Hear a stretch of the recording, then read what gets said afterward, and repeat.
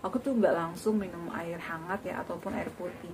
Biasanya aku kasih jeda dulu antara 15 sampai 20 menit.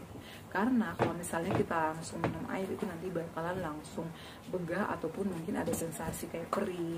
Ya kayak perut kita tuh kayak penuh gitu.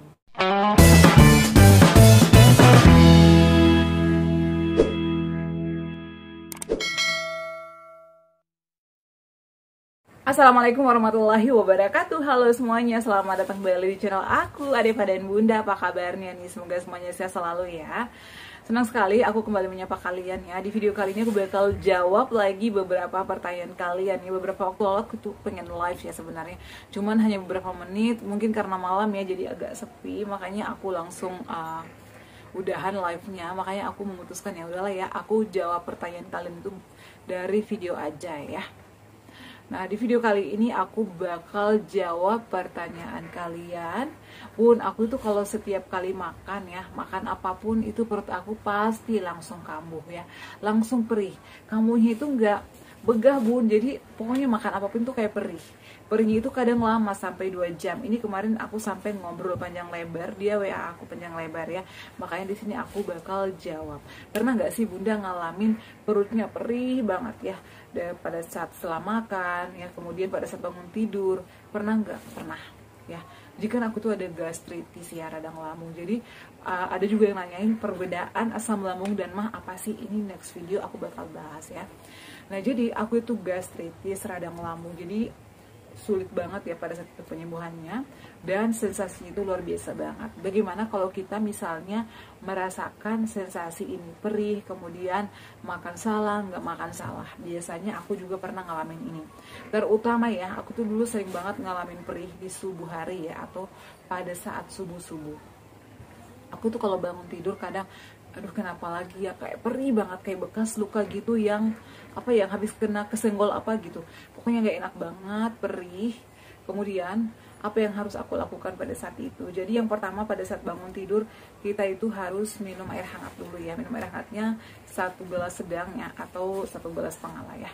Jadi sesuai dengan kemampuan kalian, jangan dipaksakan harus 3 gelas atau 4 gelas. Jadi biasanya aku minum 1 sampai 2 gelas kalau aku lagi pengen minum. Nah, kemudian setelah itu aku konsumsi tepung Garut ya. Kenapa aku konsumsi tepung Garut? Karena aku itu adalah ada radang ya. Jadi untuk melindungi dinding lambung aku yang radang ya, yang iritasi misalnya, atau yang ada luka yang sering perih, itu adalah aku konsumsinya tepung Garut. Tepung Garut itu bagus, tapi memang nggak instan ya, nggak instan. Jadi memang aku ya konsumsi sampai dengan saat ini, aku masih sering loh konsumsi tepung Garut karena memang menurut aku itu bagus, dan itu nggak ada efek samping sih menurut aku. Bayi aja yang mau belajar empasi ya, makan itu bisa dikasih tepung Garut. Jadi menurut aku itu emang paling aman tepung Garut. Nah, jadi konsumsi tepung Garutnya bagaimana ya? Tepung Garut aku dibawa, masih ada sih stok aku ya. Tepung Garut itu aku konsumsinya 3 kali sehari. Ini kalau misalnya sensasi kita lagi perih ya, 3 kali sehari, di pagi hari, siang hari, dan juga sore hari sebelum makan nasi. Biasanya aku kayak gitu ya, 3 kali sehari kalau misalnya masih perih banget. Emang iya bun, tapi kalau misalnya nggak ada tepung Garut nih bun, boleh nggak sih yang lain? Kalau nggak ada tepung Garut, aku saranin kalian boleh coba air tajin. Air tajin beras organik. Kalaupun nggak ada beras organik, bisa pakai beras yang biasa aja yang dimasak setiap hari. Itu 2 itu yang sering aku gunakan dulu ya, tepung Garut, air tajin. Tapi kalau misalnya sensasinya perih banget ya, sering perih, kemudian melilit gitu, aku sarannya sih tepung Garut. Kemudian saran aku juga makan nasinya yang lembek-lembek. Jangan mentang-mentang udah makan tepung Garut, makan nasinya yang agak keras, kemudian makan ayam goreng. Jadi aku itu pada saat itu memang makanan aku itu adalah aku atur banget. Dari segi polanya, waktu makannya ya, kemudian menu-menunya aku atur banget. Karena memang aku ada radang. Jadi biasanya kalau makan dikit aja lambung aku perih ya, perih banget. Jadi kayak nggak semangat gitu ya beraktivitas, jadi nggak semangat. Pokoknya menjalani hari-hari kita tuh jadi kayak mood itu nggak semangat, bawaannya lemas aja, karena kita tuh merasakan ada yang aneh di perut ya. Sensasinya itu memang luar biasa banget. Nah, kemudian selain tepung Garut yang aku konsumsi, perbanyak juga minum air hangat. Jangan kecapean, istirahat yang cukup. Selain itu juga teman-teman, aku saranin bisa melakukan meditasi ya. Biasanya kan kalau misalnya perut kita udah mulai perih, pikiran udah kemana-mana. Jadi selain konsumsi makanan tersebut, bisa juga menenangkan pikiran dengan relaksasi atau yoga. Itu sih biasa yang aku lakukan. Kemudian minum yang hangat-hangat ya.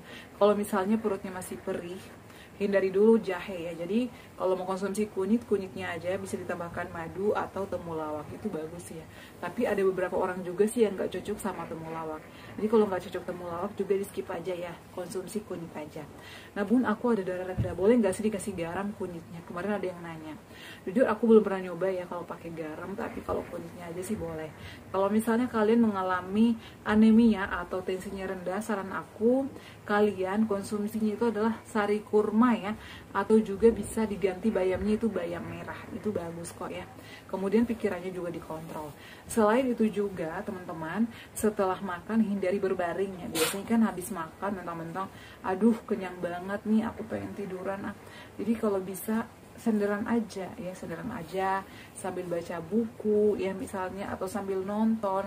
Jadi jangan langsung tiduran, karena itu bisa menyebabkan asam lambung kita naik ke esofagus ya, atau naik ke kerongkongan, biasanya kayak gitu.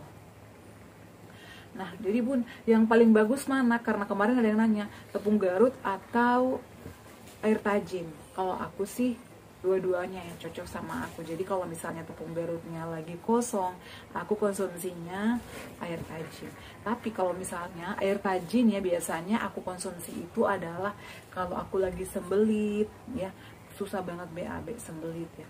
Dan juga aku susah tidur ya, karena menurut aku air tajin itu bisa menenangkan pikiran kita juga, karena kalau pencernaan kita sehat, pikiran juga tenang.